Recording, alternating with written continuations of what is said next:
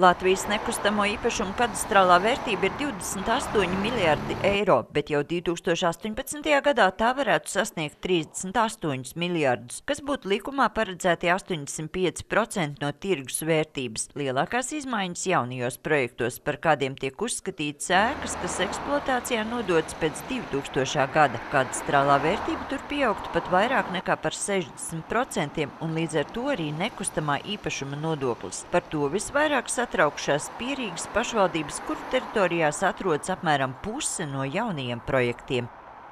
Pierīga sāp ir tajā, kad faktiski šīs jaunās izmaiņas, kuras mēs redzam kadastru vērtības sistēmā, ka zaudētāji, jeb maksātāji atkal būs Pierīga.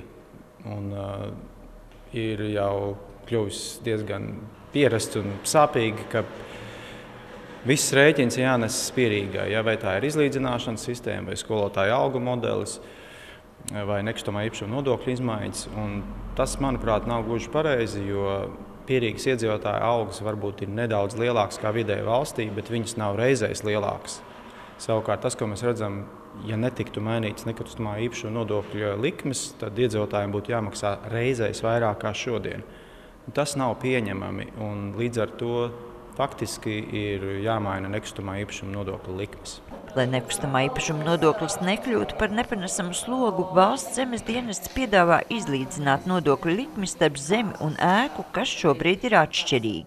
Tad vidējā nodokļu likme zemē ir jābūt 0,34, 1,5% vietā, un ēkām arī 0,34, tad ieņēmumi pašvaldībām valsts kopējā summā nemainītos, respektīvi būtu tas pats ieņēmumu līmenis. Pret šādu piedāvājumu iebilst Finanšu ministrija, jo tad ar līdzīgu lūgumu griezīšoties arī lauku zemju īpašnieki, kam jaunās kadastrālās vērtības paredz 60% pieaugumu. Arī Pierīgas pašvaldības, kas jau šobrīd piešķir nekustamā īpašuma atlaidi saviem iedzīvotājiem, nebūs ieguvējis, jo aprēķinot maksājums izlīdzināšanas fondā tiek pieskaitīta pilna kadastrālā vērtība. Bet viņi jau nepasaka pašu galveno, kad iekasējot tik lielu nekustamā īpašuma nodokli, un jūs redzat, kāds bija vispār viņu prognozes, tātad no 27 miljardiem uz 34 miljardiem, kas ir vājprātīga summa, viņi nepasaka pašu galveno, ka mēs pašvaldības, kas ir Pierīgā donoru pašvaldības,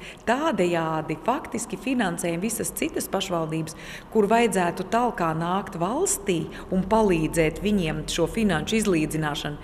Valstī ir izdevīgi iekasēt no Pierīgas, lai viņas vairāk maksātu kā donoru pašvaldības citām. Un tas ir tas, ko varbūt Finanšu ministrija nepasaka. Kasējam tik nodokļus, lai varētu nosegt robu visā citā Latvijā. Tas nav pareizi. Un tas nav pareizi. Mums ir jārunā arī par ko nerunā vispār, par to nabadzības riska mazināšanu. Par to, ko tad mēs gribam no tiem cilvēkiem. Mēs gribam demogrāfiju, mēs gribam, lai cilvēki Latvijā strādātu, dzimtu, paliktu un tā tālāk. Bet mēs viņus apliekam ar tādiem nodokļiem, ar ko viņi vispār vairs netiek galā.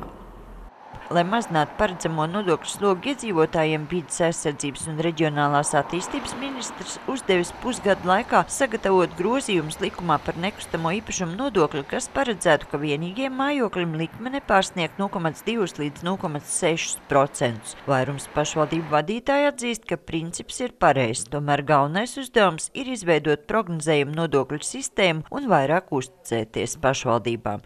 Mums Pierīgai šajā pusgadā, kad faktiski veidosies jaunā nodokļu politika, nekustamā īpašuma nodokļu politika, mums būs jāspēlē ļoti aktīva loma, jo mums ir vairāk šīs dimensijas. Tātad samaksājamība, izlīdzināšanas moments un gala beigās tas ir pašvaldības nodoklis. Tātad būtu pareizi, ka mēs pašvaldības, kuras labāk redz situāciju uz vietas, pieregulējam atbilstoši tiem apstākļiem, kas mums ir. Jo nevar, piedodiet, no centra trāpīt pareizu vidējos temperatūras slimnīcā. Un, diemžēl tas ir tas, kas notiek.